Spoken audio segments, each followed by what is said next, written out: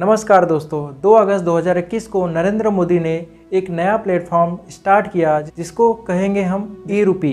यह platform same UPI की तरह ही काम करेगा और इस ई-रूपी से भ्रष्टाचार पे लगाम लगाया जा सकता है।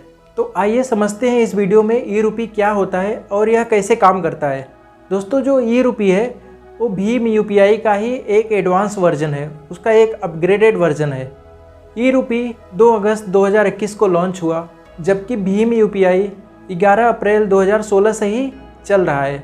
इन दोनों सिस्टम को एनपीसीआई ने बनाया है। एनपीसीआई को national payment corporation of India कहते हैं। अपने देश में जो भी पैसों का लेन देन किसी भी एप्लीकेशन के थ्रू होता है तो उसको कंट्रोल एनपीसीआई ही करता है।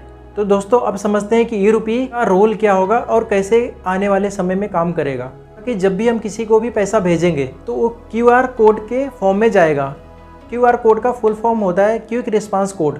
आने वाले समय में भारत सरकार अगर आपकी मदद करना चाहती है तो ई-रूपी से ही करेगा। अगर आपका स्मार्टफोन है तो क्यूआर कोड का फ़ोटो जाएगा, अगर आपका सिंपल फ़ोन है तो उसमें एसएमएस के थ्रू जाएगा। तो इसमें टेंशन वाली कोई बात नहीं है कि मेरे पास स्मार्टफोन नहीं है, मेरे पास नोकिया 1100 है या नोकिया 1600 है, तो उसमें क्यूआर कोड मैं कैसे ओपन करूँगा। जो भी फ़ोन है तो दोनों में काम करेगा, स्मार्टफोन में भी और सिंपल फ़ोन में भी। सपोज़ दैट कि आप एक किसान हो और सरकार चाहती है कि आपको 2000-5000 रुपये की मदद किया जाए।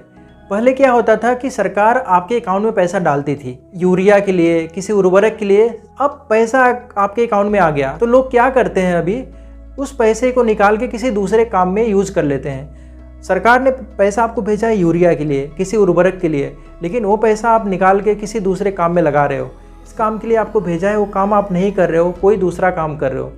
लेकिन जो ई-रूपी होगा, इसमें जिस काम के लिए सरकार आपकी मदद करना चाह रही है, आपको वो पैसा केवल उसी काम के लिए यूज़ करना पड़ेगा। अब होगा क्या कि सरकार आपको अगर 2000 रुपये भेजती है तो क्यूआर कोड के फॉर्म में भेजेगी। इसमें क्या होगा कि क्यूआर कोड आपके मोबाइल पे आएगा, एसएमएस के थ्रू या फ़ोटो के थ्रू।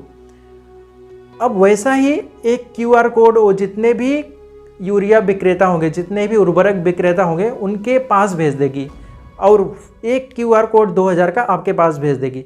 अब एक दूसरे एग्जाम्पल के थ्रू समझते हैं।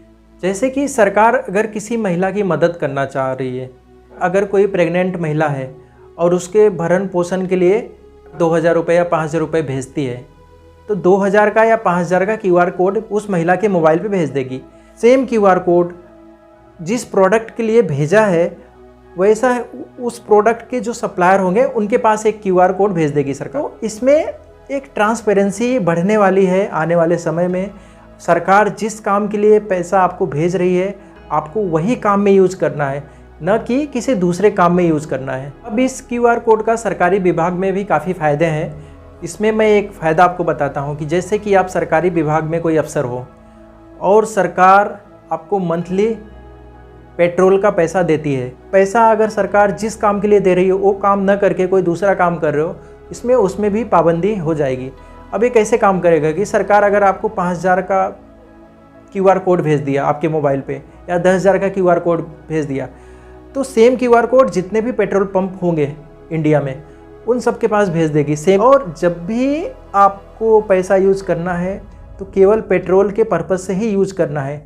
आप दूसरे किसी काम के पर्पज़ से यूज़ करने जाओगे तो वहाँ पे आपका मैच ही नहीं होगा वो क्यूआर कोड, तो आपको वो सामान मिलेगा ही नहीं। क्या होगा, जब भी आप पेट्रोल भराने जाओगे, पेट्रोल लेने जाओगे, तभी उस पेट्रोल पंप पे वो मैच होगा।